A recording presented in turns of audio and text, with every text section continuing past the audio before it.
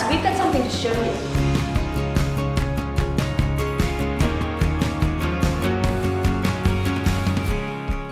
I think it's important for students to see a different perspective of what the real world is like, because reading it in a textbook or hearing it from a lecture really doesn't put the full perspective of what that job entails, what are the commitments that they need to have. And what we see is the kids come through the program here with confidence, with questions, with leadership capabilities, and that's a real big part of why we've continued. Junior Achievement is out there helping prevent people from getting in financial problems in the first place by educating our youth. We're involved in JA BizTown because we're also interested in educating youth, not just youth, but educating their parents as well on the importance of money management and the challenges that the modern debt credit system can have.